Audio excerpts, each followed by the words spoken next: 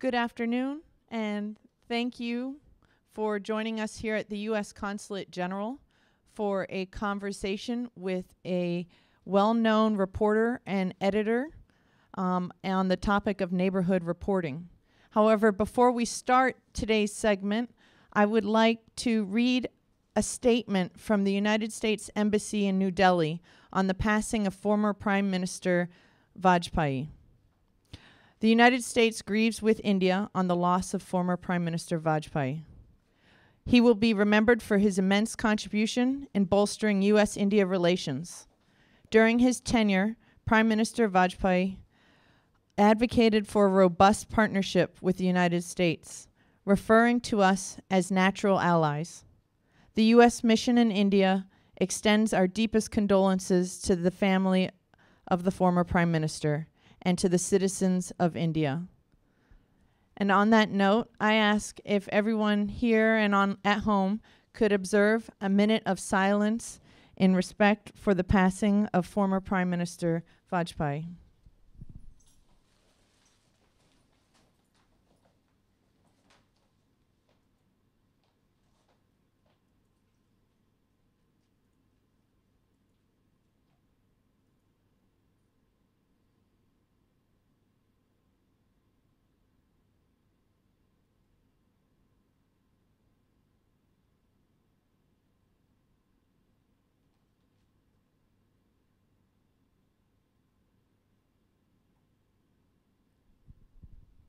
Thank you.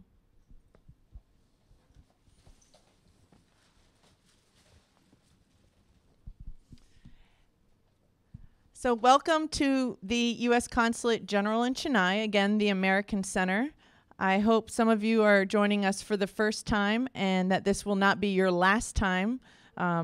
Please come back, enjoy our resources and our materials and programs like today's. Today's program on neighborhood reporting is actually the 6th iteration of its kind. What we've been trying to do is every month bring a reporter to the American Center to speak to students, fellow journalists, and generally consumers of the media to talk about their trade craft, off the record or on the record. In the case of today, Mr. Vincent de Souza is requested to be on the record, so we are Facebook Live, and to talk about the importance of quality, truthful reporting. The United States Consulate General in Chennai is interested in this topic. We support press freedom. We support accurate and credible reporting. And we definitely support the protection of journalists who are doing their jobs to inform us, the electorate, in our respective democracies. So on that note, it is my great pleasure to invite to the stage Mr. Vincent de Souza, the current editor and publisher of Mylapore Times. Thank you, sir.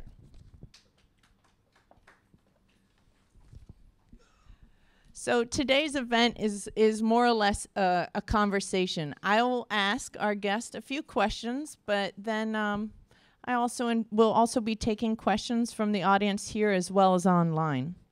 As a brief introduction, Mr. de Souza has been a journalist since 1980. He studied at Loyola College, and very notably in 1983, he launched 2 free circulation weekly English community newspapers in Chennai, Adyar Times and Ananagar Times. At one point, he was also involved in managing 4 neighborhood newspapers with a combined circulation of 90,000 copies. Today, as I mentioned, he is the editor and publisher of Mylapore Times, but he's also heavily involved as a promoter of cultural festivals, the Mylapore Festival in January, as well as next week's Madras Week. So I hope we can talk about those 2 events also during the course of this conversation. So without further ado, I'm going to just open the floor to you if you want to provide some introductory remarks about yourself. Yeah, I just looked at the American spelling there. Anyway, Mike? It's helpful for the online audience. Okay, right. Yeah, so No, I mean, since you mentioned about freedom of the press and all that stuff, we need to go back to what is happening up in the United States. And if you are in touch with what's happening around the world, the newspapers in the United States made a huge statement in yesterday's issues, and talking about everything about fake news and how Trump is using that very effectively, so effectively that the newspapers, most of them, I think about 200 of them, some of them front page the entire campaign to tell people that the kind of campaign that Trump is now pushing, and he does that every day almost, is quite dangerous. And some of the newspapers, like the Boston Globe, had an interesting design on their front pages. So I think it is important. Yeah. So I think it is important at various points in time to not just the newspapers, but for readers themselves to strongly express a certain issue. And that's something that I try and do beyond my newspaper, because I don't look at my work as the neighborhood can mean many things to me. For the newspaper, it's a very defined geography, which is around the area of Mylapore.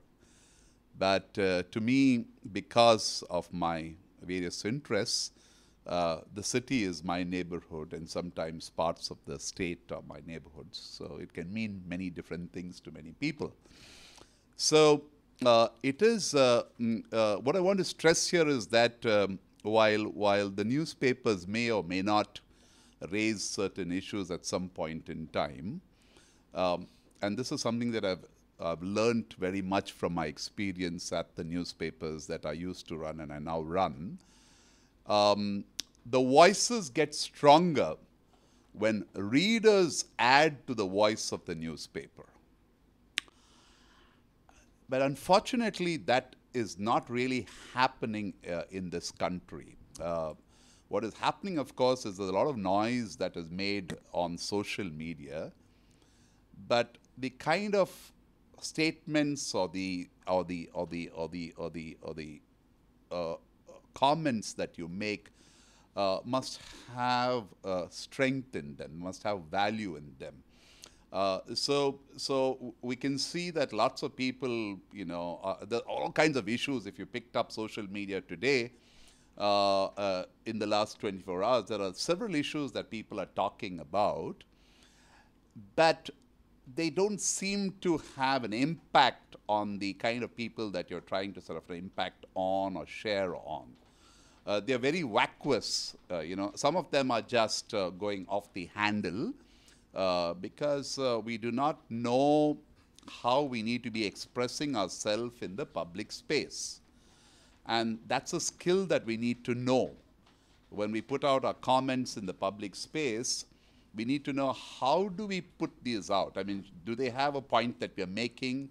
Or are we just going off the handle? We have certain thoughts.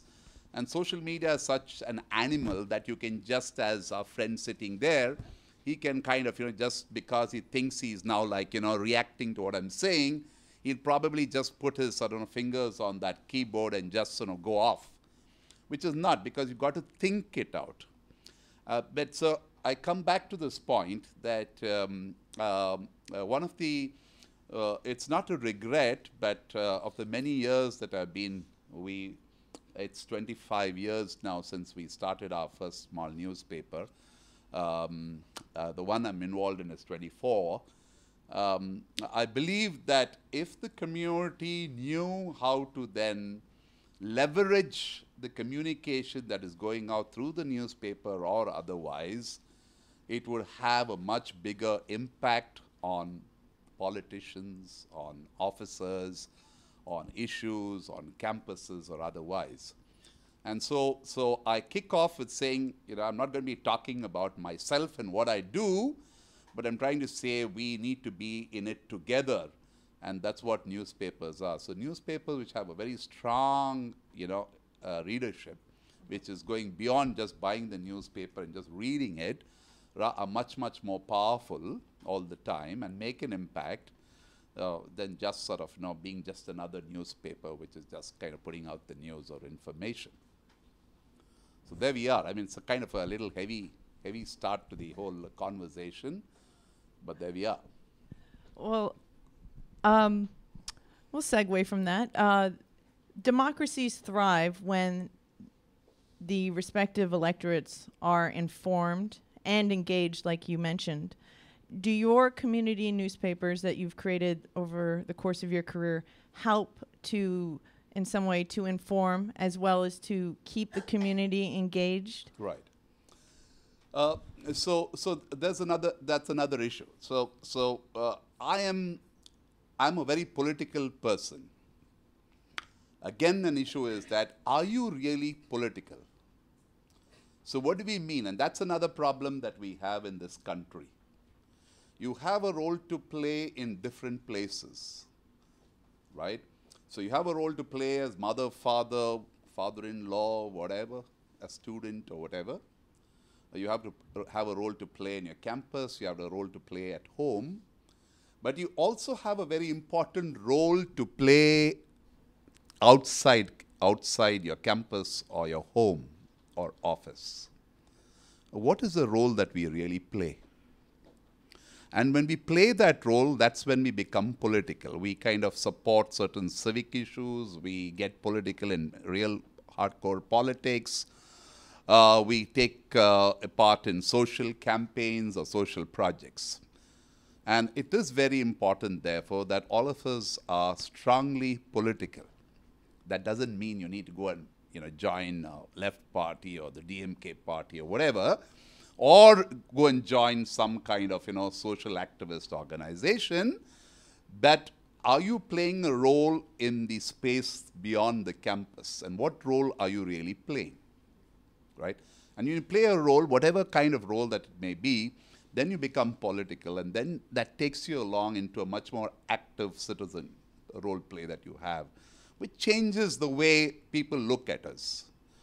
Now, the politics in our neighborhoods is kind of zilch almost. All that you have is a bunch of, maybe you have a elected person to the state assembly, and then you have, if your city council, which is now dud here, we don't have a city council, and you have people elected from the local area to the wards.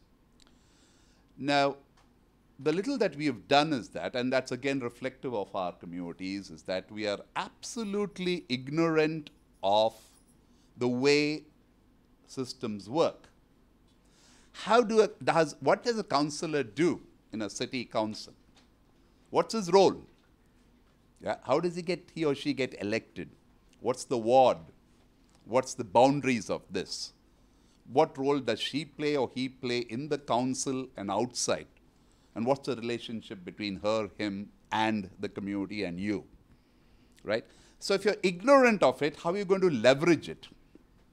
So one of the little things that we have done, realizing this and not like giving up, is that we've time to time sort of tried to, through our reportage, educate people very subtly, not like putting it up like a classroom, but subtly put out reportage which tries to help some sections of people to understand that you have a role to play here. Hey, you got to do something about this. So we don't tell them directly, but the hint is given to say you need to leverage this now.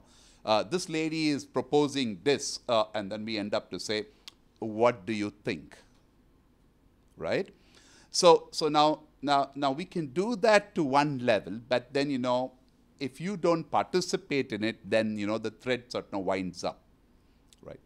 Another more important thing that we have done is that every time there's an election, we cover our elections in the local area, including the member of the assembly, very closely, right? And there have been some interesting experiments that some communities have done in our local area, which we have covered very closely, trying to show people, just a simple example, that just 10% of your vote can get your candidate into your local council, right? Which simply means that 10% of us, if you can choose the right candidate, right, and you know who it is, just 10% of us, and then imagine, how many people you require to get the right candidate in, okay? Because most people don't vote, right? It's a given thing. But if you recognize that 10% can get people in, yeah, then you've got your right candidate. It might be right or wrong later, but at least you know that you've got the power to leverage it down, right? Thankfully, in my area today, we have a fairly kind of a respected, knowledgeable, educated guy who was the #1 police officer in the state, who's gone to politics. But then, he might be the most well-educated, greatly experienced guy, but in politics, he becomes a politician. Yeah, that doesn't mean he's going to be a good guy all the time, and he's going to do all the right things. But we've decided that when he got into the election mode, we decided that we needed to cover these guys very closely. The positiveness of that was that we could interact with all these candidates and put out, whatever the sort of issues that they were standing for in the paper, right? And let people know who these people were and things like that. This guy won hands down, really. But what has happened is, over time, while we keep the focus on him, what do people do? Most people, like Mr. Jagadish is one corner, just to take a name, an old friend, he would say, well, he's got a couple of lights like not burning on his street, so he'll call the MLA and sort of, which is right, because lights are not burning. Yeah. Which actually this is not the MLA's job really. It's the councillor's job. So basically, Jagadish is ignorant of, who should be doing what. He just wants the lights up, right? But then we work on selfish ends. We don't work, yeah, it's cool to call, your lights are, yeah, you have every right to tell the guy, but are you going beyond it? Yeah. So are you looking at what the MLA's projects are? Is he on the right track? Is he doing this or that? Or are you just happy with the lights on, off, or whatever, right? So what we've done is that we constantly keep the focus on this MLA and thankfully, sort of, he's open to emails, he's on, Facebook and stuff. So we pushed the agenda to say, my dear MLA, you said last month that you were sinking 100, what we call soak pits, because they wanted to tap the rain out, when it rains. So you said you're working with the civic agency. It's 1 month down. Can you please update us? So we kind of politely keep pushing the envelope, and we push it in the public, not to embarrass him, but I am possibly the only guy who can do that, right? Right? You can do that, but you can do it in a corner. But because of the larger platform and the space that I occupy, right, I think it's a duty, whether you respond or not, to push the envelope. So just give you one example how we keep tab of what the MLA has. We've just sent him a questionnaire to say, Mr. Natraj, who's the MLA, you should have by now got so many crores of rupees into your fund, which the MLA gets. Can you send us a list of, all the projects that you have signed up? Now it's been this is week 3, so we've given him a little long rope. But he knows that I'm going to put that rope around his neck. Okay? So you might ask the next question, so do these guys kind of, whack you or like threaten you, and, you're a small guy, so don't they like whack you and stuff like that? Nobody whacks me, right? Because I think our feeling is that we are not small fries, really. We've been in the game long enough, and we proved our credentials. And the right gundas around will not touch the guys on a very strong wicket, right? They will touch you only when you know you are, yeah. Yeah, if it comes to the crunch, of course, then there's no holds barred. So that's a lesson that we need to share also with the communities, that if you are one of those like Jagdish, who's like calling up and saying, my light is not burning all the time, then we know how to deal with him. Either to shut him down or like just get him organized. That if you are much more than that, then you know any opposition politician or whatever, or bureaucrat, will kind of sort of deal with you much differently. So that is our experience. Okay. That's a long-winded answer. Yeah. I understand your paper is free. Yeah. Now, what is the business model for a free paper? Yeah. That's part one. And part two is, does being free enable you in some sort of way as an editor to more freely write about the topics you wish to write about?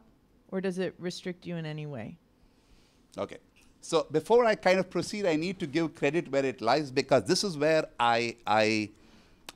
this is in the library here, where one of the triggers for me starting these bunch of newspapers 25 years ago came from a little book that might still exist.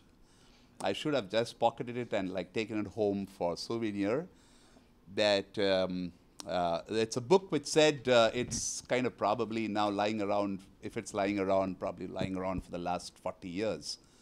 It says how to start a small newspaper. It's still there?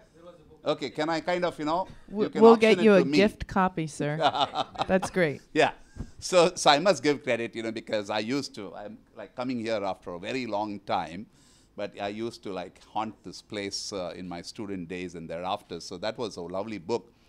But there was one lesson that mom and, it's a kind of a husband wife which ran this newspaper and wrote about their experiences, that I had to kind of really challenge one of the things that they said: never give anything free. Now, one of the newspapers, so we experimented with it. The point is that the idea is that, well, forget newspapers. Anything that you do, and you guys love risking and having some fun in your life, even if you're 60, is to just go and have some fun. I mean, care a damn, And that really helps, that attitude, and which is what you kind of can experiment with things. So with one newspaper, there was a partner of mine who was saying, well, I think, is that like the question that you asked, is that a nice thing to do, like giving free stuff in a state which gives a lot of things free? Yeah. So it was a cool strategy, and it kind of had to work, because nobody was going to buy my 2-bit newspaper anyway, yeah, however good I was.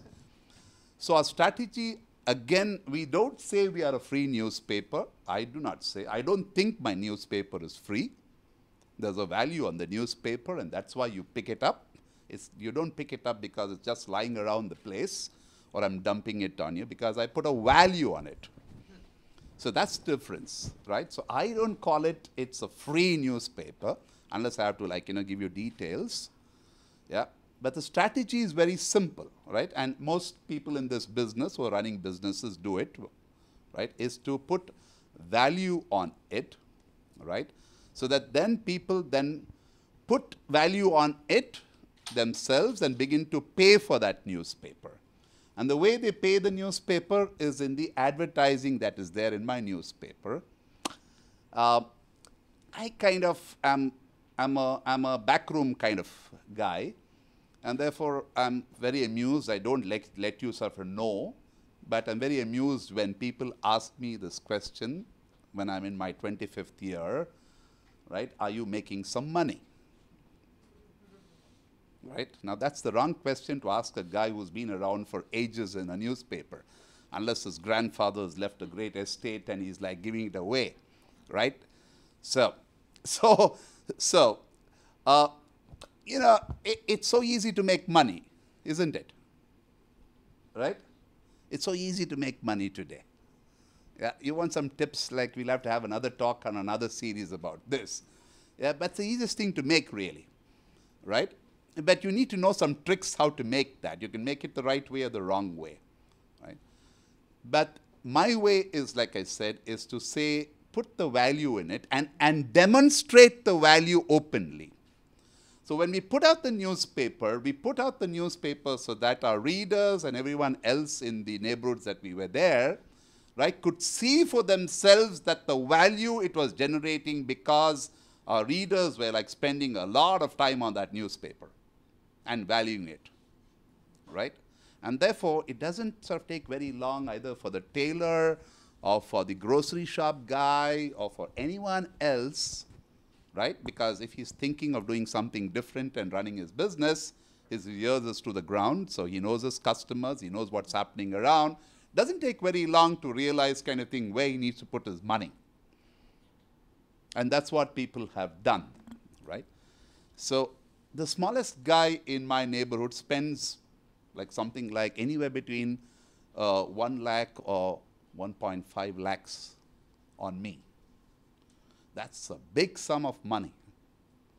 Now, if he's got to spend that much money on me, then he's got to really sort of plan his business. He's not just throwing the money. He's got to budget it. He's got to know where he's got to put that money and what he's getting from that money, right? So if you look at my newspapers, sometimes there are lots of small guys who keep on giving that money because they earn it every week or every other week.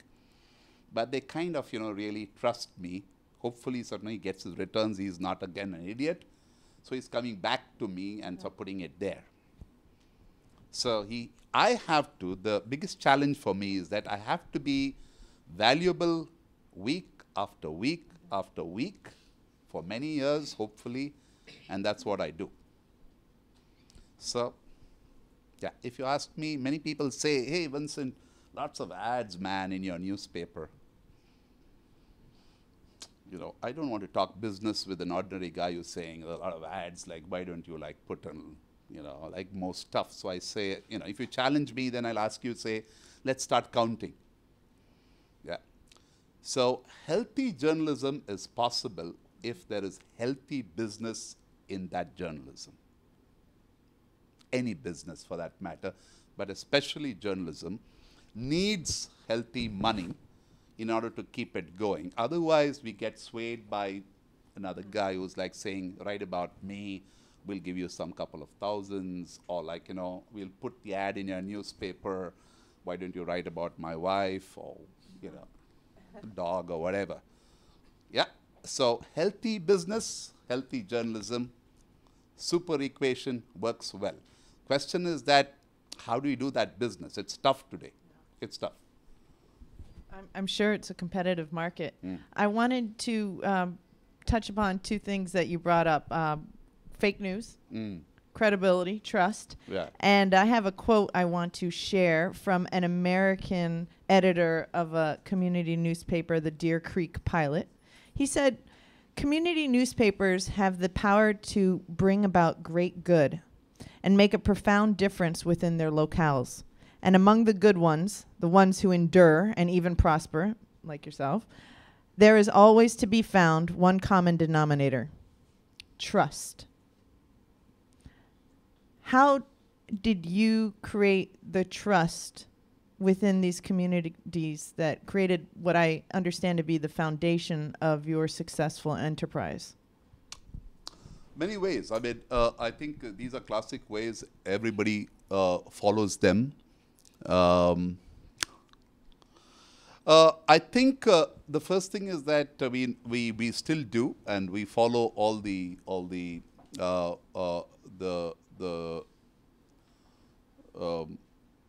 norms that any good newspaper should follow. And the first thing that you do is that say I'm wrong when you commit the mistake. So we apologize. We're not afraid to apologize when we make a mistake. And sometimes it goes under my name. Most people don't, as you can see. They just fudge around and kind of stuff. So I do underline that. I tell my team all the time, you make a mistake, just own it up. That's number one, right? It kind of, I'm just working it. This would probably be the last thing that you want to put on your list. That not many people say, I made a mistake, right? Do you? No. Kind of beat around the bush and, even my staff do it, and then I hammer them out. We have big fights. If you come to my office, there are always fights happening. It's a small office, and you know, I'm a nasty guy. So admit to certain things, and number two that goes with it is stay strong in what you put down, right? Not because you believe in it. There's no belief in this because not the opinion side, but what you put it out kind of thing as news and information. Yeah, if somebody begins to challenge it and things like that, stay strong. You believe in it, you know it's right, and you sort of stay strong on it.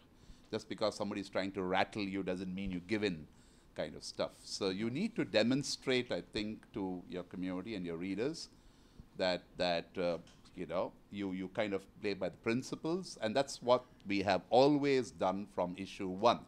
I tell people that I run my newspaper like any newspaper in the world, and we are not, it might be a weekly, but we run it like a daily. We work like a daily. We are on the net now, so we have to work, right? And you know, I respond to anything that happens. So I just kind of closed my newspaper as I got off, because it's the deadline time for us. So just as I got off the taxi, I just sent off the last page saying, okay, this is okay, with a correction.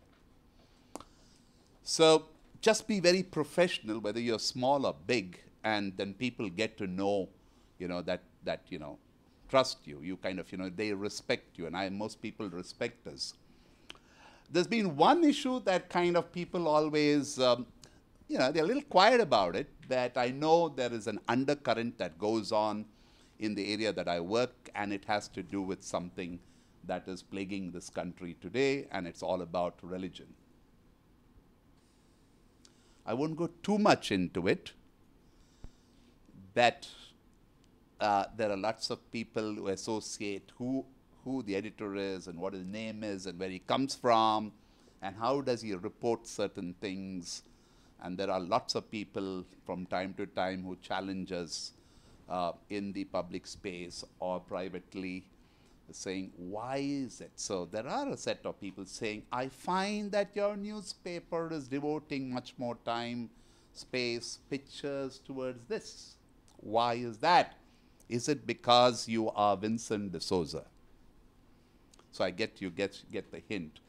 So in these times, and this is nothing new, but the point is that whether you're small or big, yeah, you need to be even-handed in the way, and you need to realize that the issues that are plaguing us across the country also touch a very small publication, and those questions will be raised, and you need to have the maturity to handle it.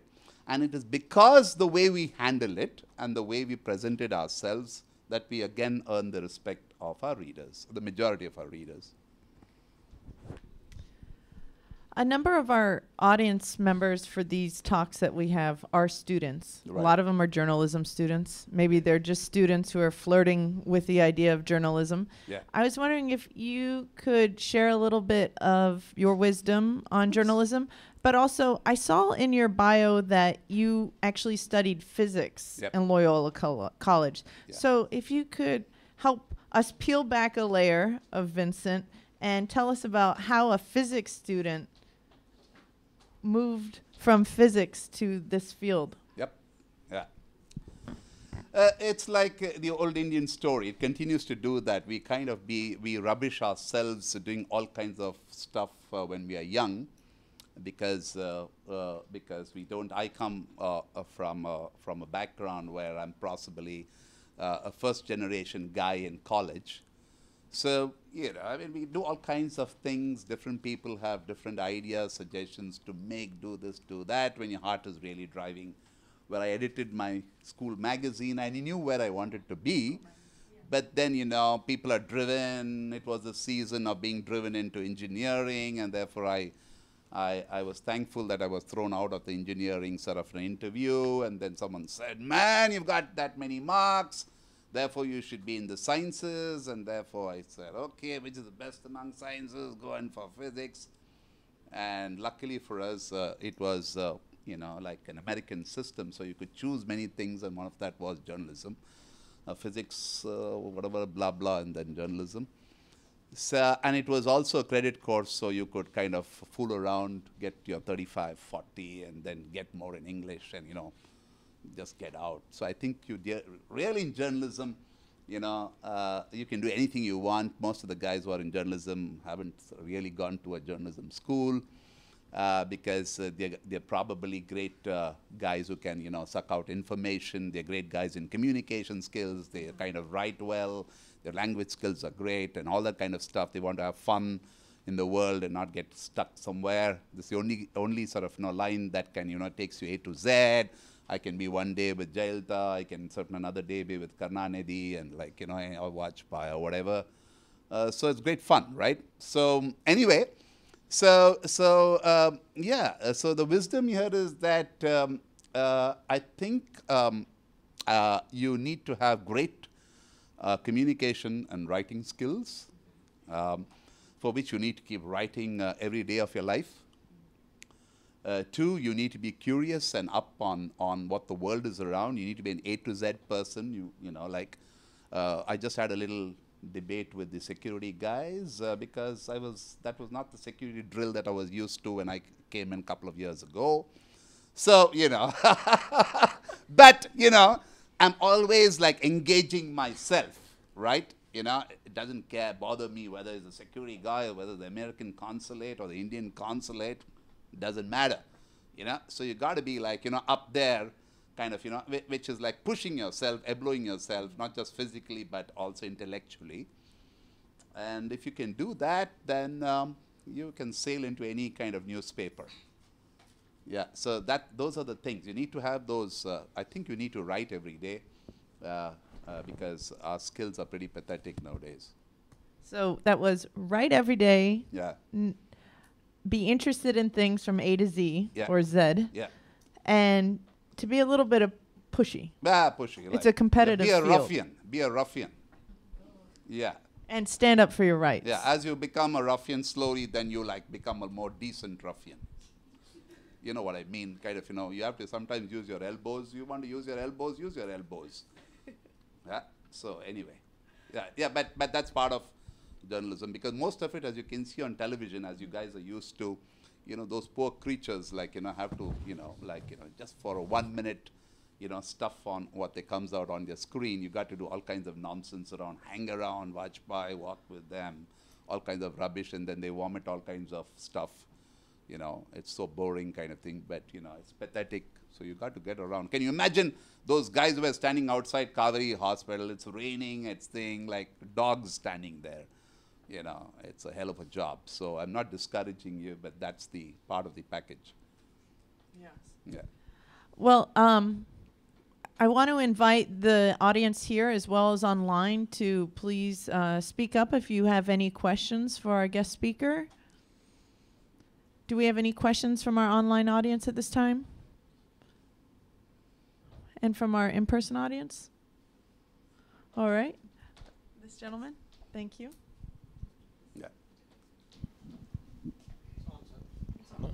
I'm Manohar. I write as a freelancer for the Hindu Downtown. And you are talking about responsible journalism.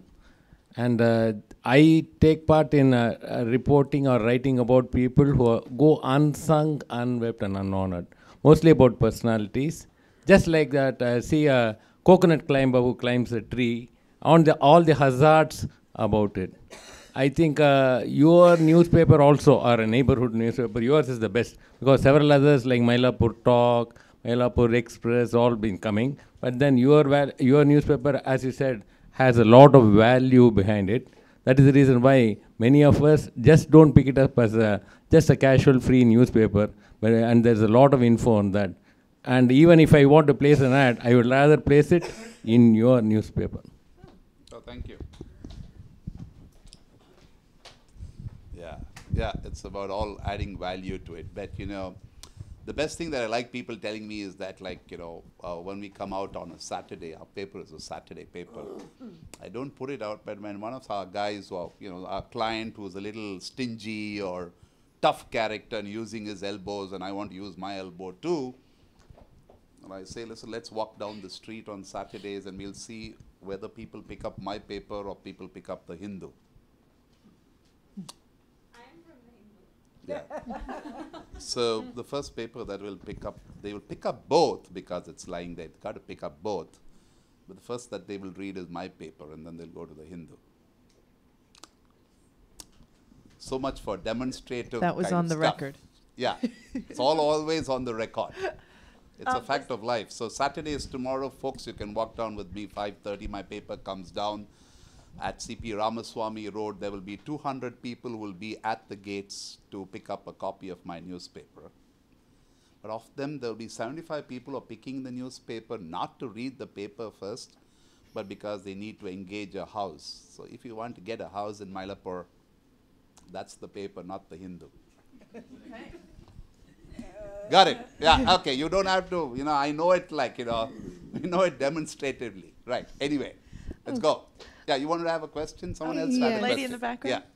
Yeah. Oh, no, I'm sorry. Let's finish. We'll come We'll back. get you the mic next. Yes, go ahead.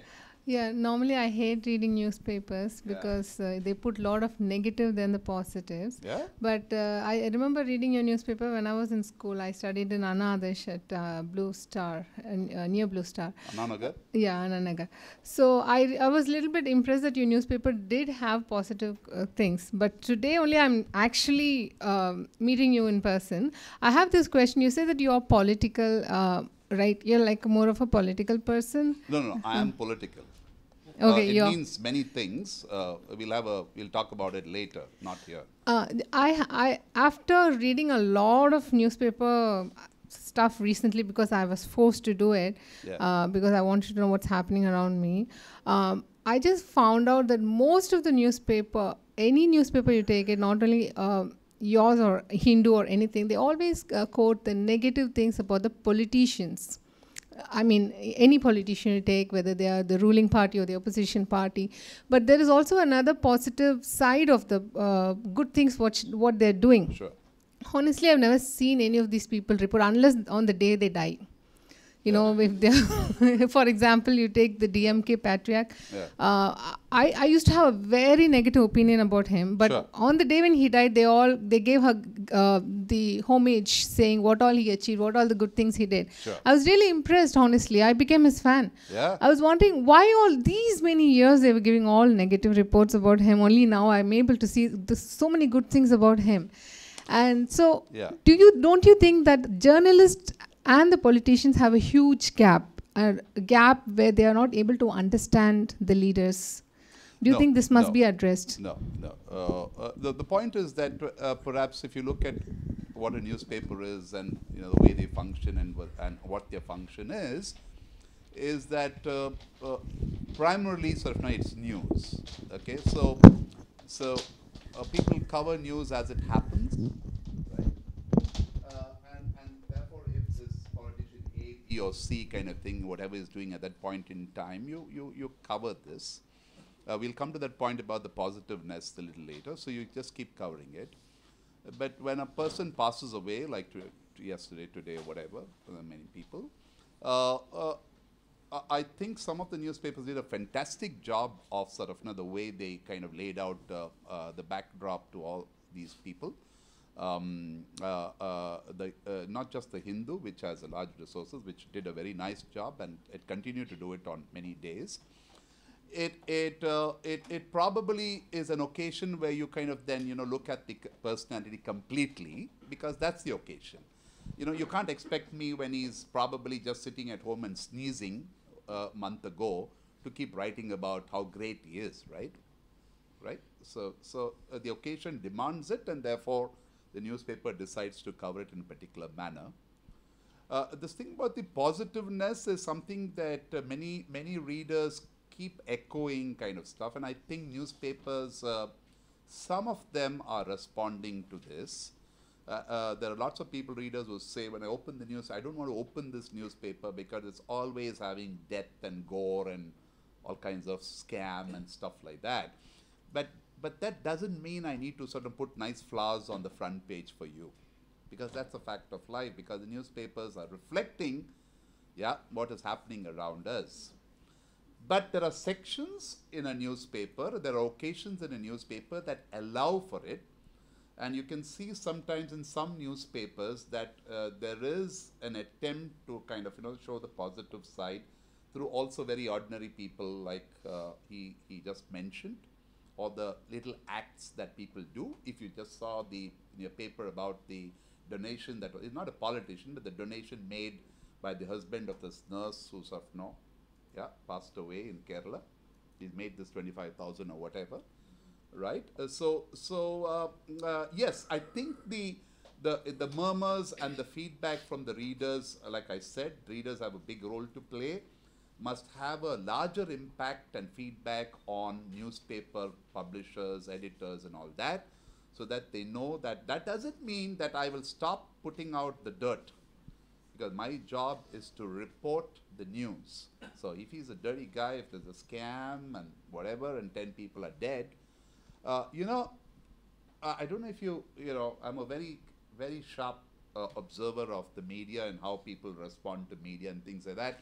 Did you know till about 10 o'clock, 11 o'clock, that the BBC had not put out a story, I'm talking the BBC World, which is television, had not put out a story on what was happening in Kerala. And it was going on and on with the collapse of the bridge in Spain, yeah, that big bridge that collapsed and I think a couple of people, Italy, sorry, yeah. It went on and on. There were 2-3 reports going on, and I was looking, and I was like, I'm very sharp on these things because it's very important to me because I learn from this, right? And then I just shot off on Facebook and said, what the hell are you guys doing, kind of thing. There are 150 people down, 150,000, and in half an hour, in the next bulletin, now I'm not trying to say I claim this, I am a consumer of BBC's news. In the next bulletin, they had a mention of the floods in Kerala. So what are you guys doing? So you have a big role to play in the way people shape news, and you need to tell our editors and tell us, what you want to tell us. But you need to be sober in your criticism. You need to value that so that I value it too and say, hey, that's a good thing that's coming there. I think we need to respect that. Well, how do you cut through what you earlier described as the noise on social media? How do you cut through the commentary that you might receive online and find, do you have time even to go through all the kind of spend a lot online of time, commentary? I spend a lot of time on that because those are the voices that are coming out. There might be a lot of noise, but it's so very important for us who are sort of in media to listen to the noise too. Yeah, you got to listen to who's saying what and what's the noise coming in. But there are some important interjections that I do, and I purposely do that in a big manner every day.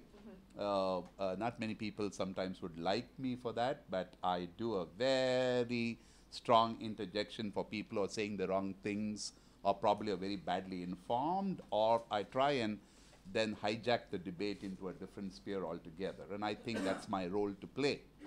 But I think if you are a very seasoned media person or a communications kind of person, it's very important when I kind of listen to all the voices coming out from different places. I think you can make out about what the voices are trying to say, not say, or why they're saying this, and then take in whatever is important for you. So I look at people, I recognize people who, actually there are a couple of people who keep contributing to our newspaper. I mean, they don't do it formally, but they know that we acknowledge it and I acknowledge it. So I pick it up and then I acknowledge people sort of who contribute. So when we put it in the newspaper, I say this picture is by Bhaskar, who put it on social media, didn't bother to send it to me. Or if I'm picking up a news story, then I'm saying the story lead came from Martha or Hari Shankar or whatever. Okay. Yeah. So which simply means I'm involving people in it, and I went back, acknowledge, you need to say sorry, and you also need to say thank you. I'm certain that your readers appreciate that. Yeah, they will. I mean, that's the way you establish what we call trust, and how we kind of respect people. This gentleman has a question for you, sir. Yes, sir. Chalunga. Actually, it's not a question. Oh. Hello? Yes. Okay, it's okay, no problem. Yeah, there it is. No, it's okay. Actually, I too had a problem with the security. Which security? Where you told us something like entering here. This security? Oh, okay. Is this that's okay. We'll talk about it later. No. that nobody know what actually to do. Ah. That's you tell, because I myself taught them many times, they are not learning. So young generation, they don't know actually what is the right, what is the wrong, how they have to teach, how we have to behave their security. So no, see, you face, me face.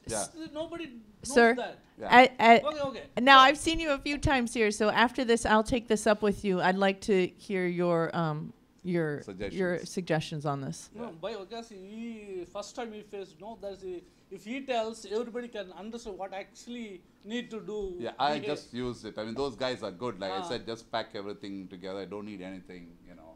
So I'm cool. Like, so just pack it. But they need to follow certain things. Yeah. So they asked me to hang this out, sir. And then I came here and someone is saying, no, take it off. Yeah. So, you know, like, here I am, like, free man. Yeah. Anyway, that's a complicated Does anyone world. have a... Actually, one more thing. Yeah. Just 1 second. Okay, quickly. So actually, what is your age? Can I talk to her? Not pertinent. Huh? Sir, her age is not pertinent. Okay. It's We're okay. on television right now. You told me that you don't know anything about Karnanidhi, you know, all good things. You only don't know. There is not only you, but the young generation, nobody knows. What Karnanidhi all did is in the ancient days, when he was in first human research. So the young generation actually really know anything. No, actually the fact is, current situation is also like that only, because they are not doing anything good. So That's why, no, so, so let's bring it back to say that that is where the newspapers need to sense where they need to do certain things, where they need to write and things like that, you know. I mean, in a much broader sense than just keep reporting the news. So you could have seen some newspapers use the opportunity to kind of showcase, and I can tell you that not just her, but there are loads of the younger generation who are revisiting Karnanidhi and sort of trying to understand who this guy was, both pluses and minuses, and which is important for you to know, really, kind of thing. Like some people hopefully will get to know who Vajpayee was. Lots of people don't know who he was. Therefore, So coming back, sure. So that's why newspapers need to understand the opportunity, the windows that they have, right? And the best and the better newspapers will make use of these opportunities, right? To use their columns to sort of revisit certain things, put them in perspective, and that's the thing that newspapers can do. That's very important, and that's where people are going to. And you can see that it's a good case if somebody researched as to how readers went back and got to know what about this man, right?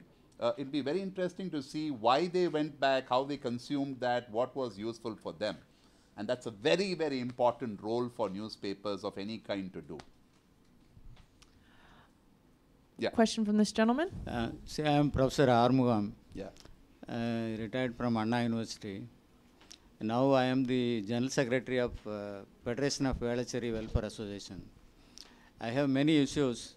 I want to bring it in the neighborhood media.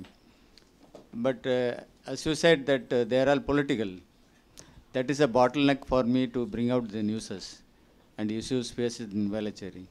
Can you guide me how to break this bottleneck? You just create your own news sheet. Today, technology allows you, go online, create your own news sheet, take a printout, cost you 75 paisa. Is there any other way of reaching through I'm your... telling you the cheapest way, 75 paisa. I'll kind of fund the 75 paisa if you bring it out.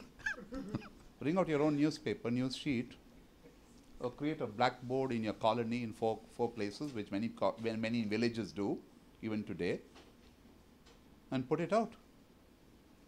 Why have you got to go back to your Hindu or Express or whoever it is you're thinking about? Create your own media. But I'm new to this. New to this? Yeah. It's so easy. I mean, I can change this board now. Can you want to put your face here? We can do that now. I mean, you can take your next lecture without my name. My name is not here, by the way. They blanked it out. That we can have here. It's so simple today. The technology is like, you know, I mean, I can run a newspaper now in the next 5 minutes and start another newspaper now. But you have the capability. No, can everybody has the capacity. You're using it, right? You got a cell phone there? Yeah. Yeah. Or they seized it there. They have ceased. Yeah, we can go out and I'll show you how to start one now. Okay. Yeah? Kindly help me in that. Yeah, very simple. Thank you. Step 3. There are only 3 steps in anything that you do. Aadhaar card, anything. Step 1, step 2, step 3, push. Done. And we'll find the book here in the American Center. Yeah, the American book will help. Please seize Yes. that book and gift it to me. It's a nice occasion. And you're welcome to come here and use our computers as well for Yes, your there internet it is. access. There it is. There's the plug. Yeah. I have a question from online from Nikhil Knight. He asks, what's the difference between editorial and main news? Thank you, Nikhil, for your question. Yeah. So very simply, it's one is opinion and the other is like fact. It should be fact, but a lot of opinion that comes into fact. I guess maybe Nikhil wants to know, do these two get blurred? Yeah, they do get blurred because even the cub reporter today, whether he's in the Hindu or in my paper, thinks he's like God's own creature. So he wants to announce to the world what he thinks about Karnanidhi, what he thinks about Velachari or whatever, without just reporting what he's supposed to do. Okay, I have one question. Yes, go ahead. I've tickled someone. My name is Santanam. Yes, sir. Yes, sir. You can use the mic. Use the mic. Sir. I am having a reading circle for children Yeah. since '86. Where is this? It is now in Chennai. Okay. I was previously in Kodambakam. Hmm. So I have approached some local neighborhood newspapers Hmm. for writing article about my project. Okay. And there were some restrictions and protectionism saying that they will be able to write about that area only. Supposing I want to write about Mambalam Times, it should be in Mambalam. Yes, yes. But when I give the advertisement, Yeah. I take in any media, any neighborhood. Yeah, yeah. How? Oh, that's a Are you straight. able to understand? No, very simple. Like starting a newspaper, so simple. Step 1, step 2, step 3. Newspaper is different. No, I'll I can explain. be seeing Yeah, I'll explain. talents as well as Sure. good things. I follow the same policy in my newspaper. I tell my staff whenever the new staff joins that even if my mother calls and says, put this in the newspaper, I'm Vincent's mother, you say, thank you very much, ma'am. So my newspaper is a newspaper of this area and it will report and it will cover everything in this area. What about advertisements? But you are coming all the way from Kodambakam because you see value in this. You want to put your ad, this guy is like selling sweets, another guy is like putting something into his earplug or whatever. You're quite welcome to do it. Now, that's a different thing. This is a different thing altogether. Yeah. Most people are materialistic and beyond money people are not thinking. No, I thought maybe, yeah, but your problem, I think, sir, forget the thing. Your problem is that you were not covered by a local newspaper.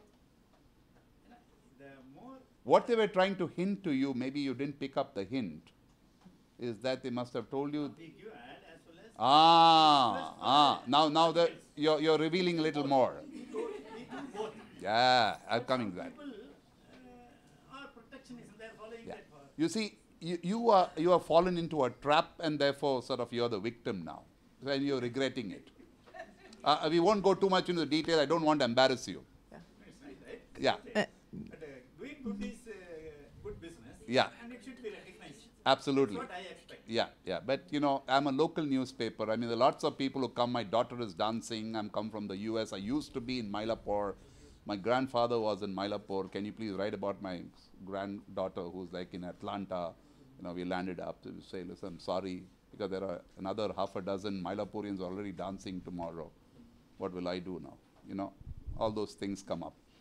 So you must be clear with policy and follow your policy. But you are in a slightly dicey situation. I can see that. We'll talk about it later. Yeah? Okay, go ahead. My name is Vaibhav. Okay. I worked as a journalist previously and I currently work as a content writer. Right. So my question is regarding probably the change in journalistic styles per se. So my question is now, since social media has become such an important part of the current generation or the younger generation, probably content in the 80s or 90s would have been very different from what it is now, what we carry now, in that there is a lot more. There's a lot more emphasis on visual as well as the written word. So I would say that styles have changed from what they were. and we need to maintain a balance from just having too much of visual content to the written content. So how do you manage the balance between visual content and written content? What I mean is the audience now, generally the readership, the attention spans are lower, so they don't have the patience to read through a whole lot of material, right? Written material. Sure. So keeping that in mind, how do you manage the balance? That is, do you have a ratio of visual versus written content, or do you follow certain principles? Yeah, certain guidelines. Certain guidelines. Yeah, I think most newspapers, again, who are the smart ones, are doing that. You can see how the pages change from page 1 to the 20th page or whatever, which means they give you a little dollop of paragraph of news which you just pick it up straight away. Or if you're more interested, then you lead on to a page where you can read more about it and things like that. We are talking about the more serious newspapers, really professional run newspapers. Most newspapers have become visual, as you can see, and they challenge you have to challenge television and social media, and some of them are doing it fairly very well too.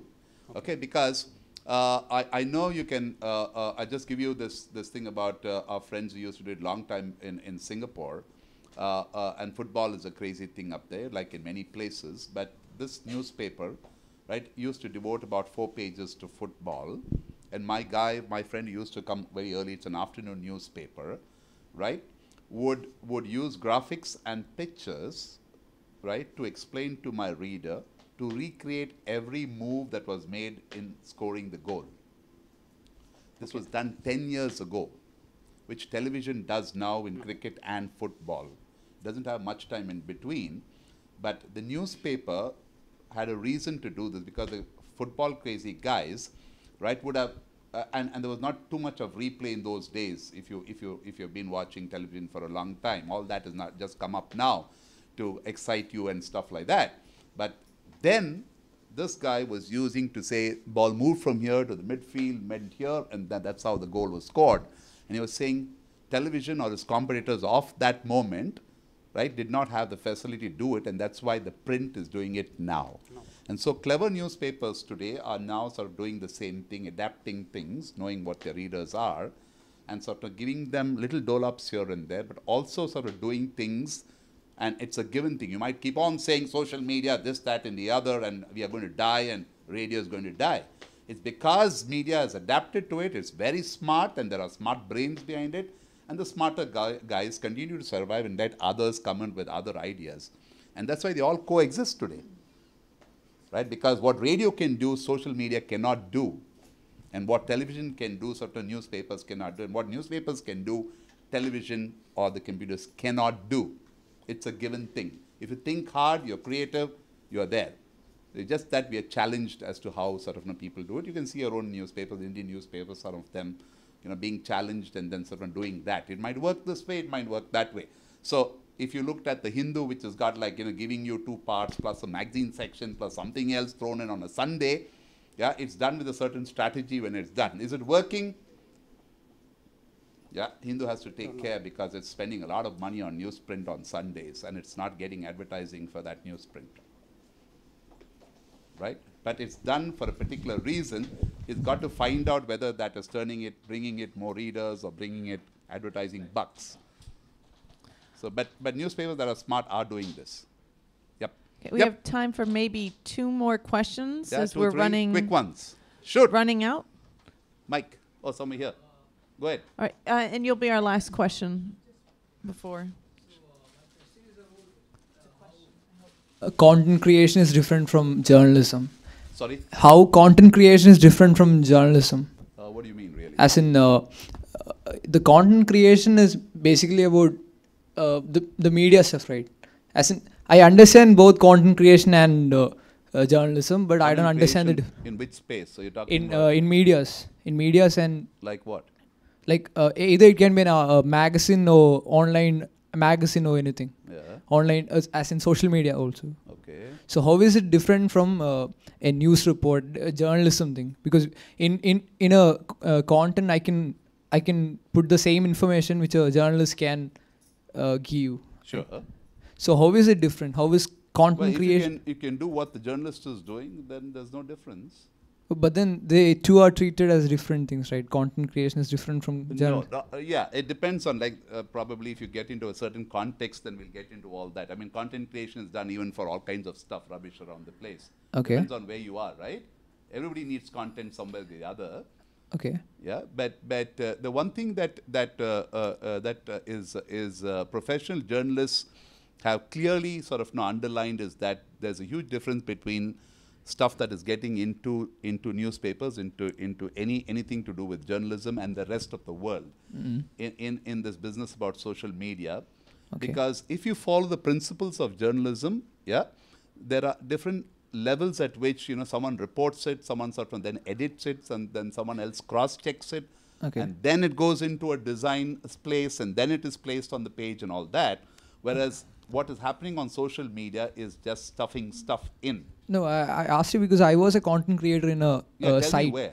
In the Pulp. It's a site. It's a media house. Yeah. So basically, I had to go through the same procedure. There was someone to edit. There was a graphic team and things like that. So were you reporting news? Or no, I was reporting news, but not exactly a news report. What so it was basically I write and I take photographs. So basically.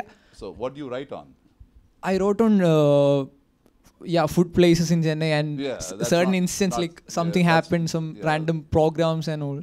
The open mics in Chennai. That's not serious journalism, is it?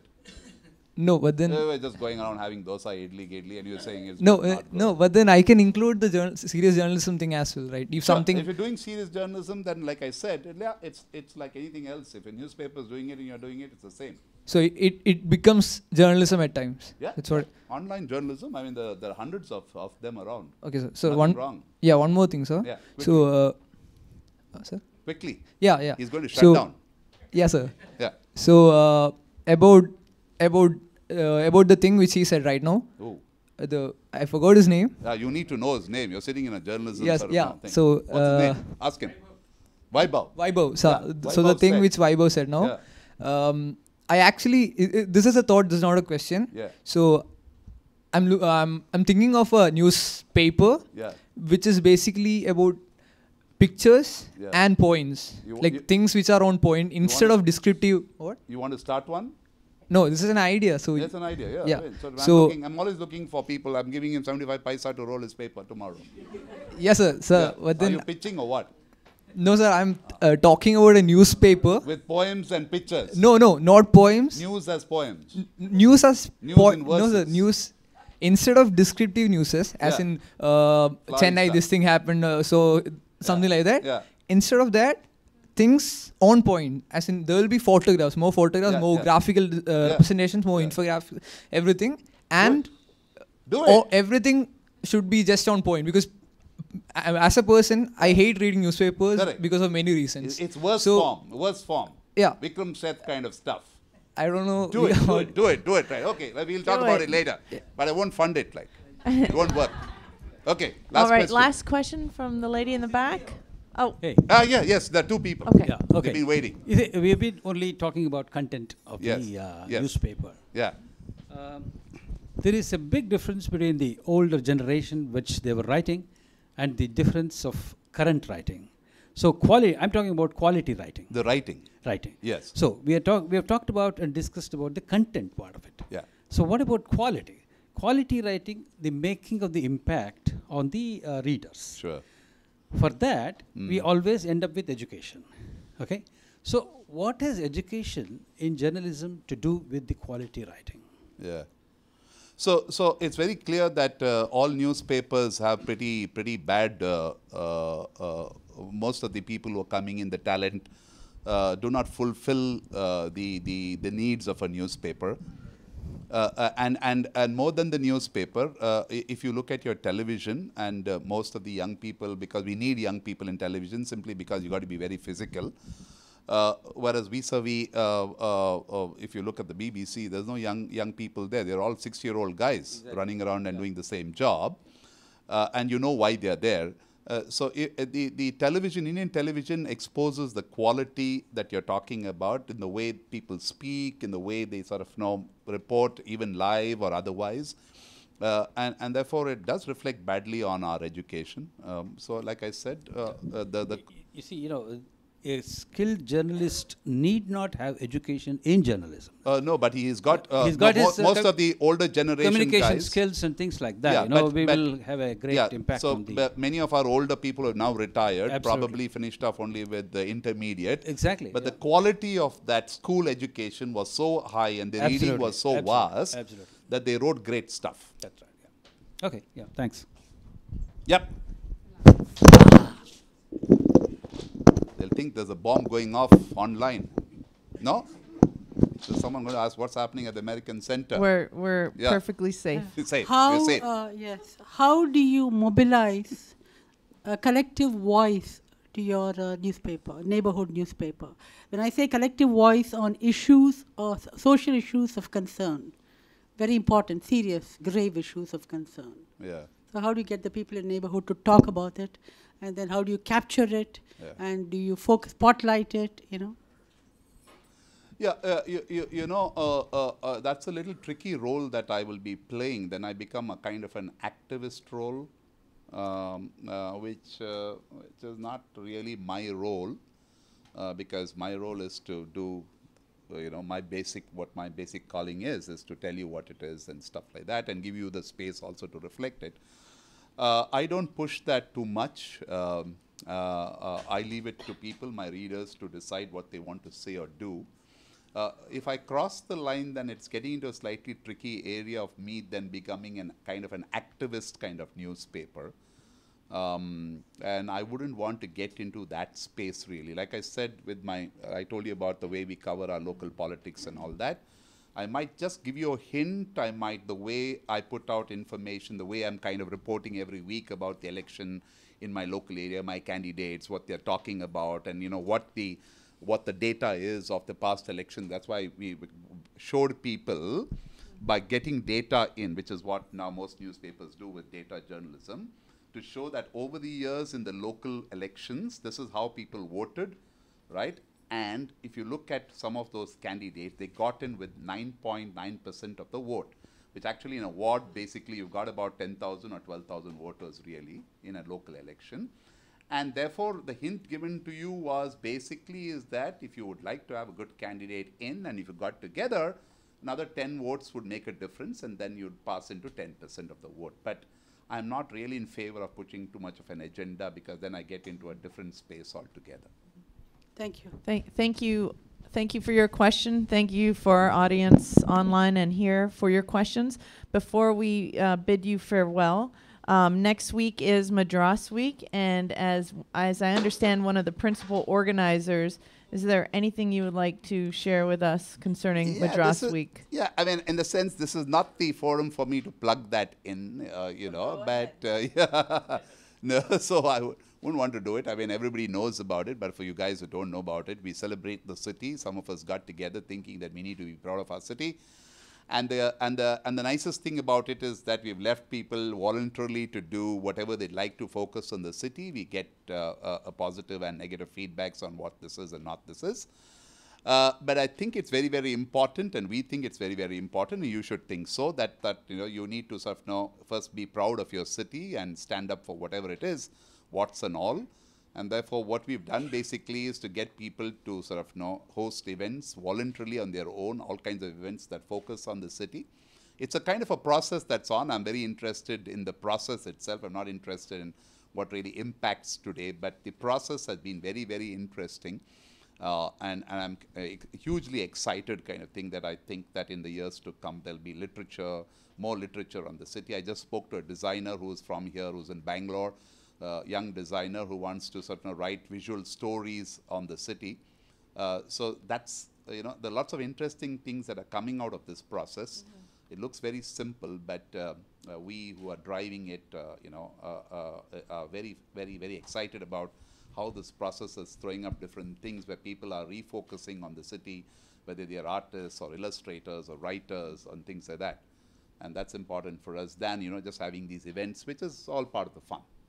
Well, I would like to unabashedly plug a few U.S. Consulate events for next week. Yep. And welcome the audience to return on Wednesday at 2:30 p.m. in our auditorium. We'll be screening the film An American in Madras that traces the American-born filmmaker Ellis Dungan's years in India as a celebrated director in the Tamil film industry. And the film will be introduced by Mohan Raman, an actor and film historian who is featured in the documentary. So that's Wednesday at 2:30 here.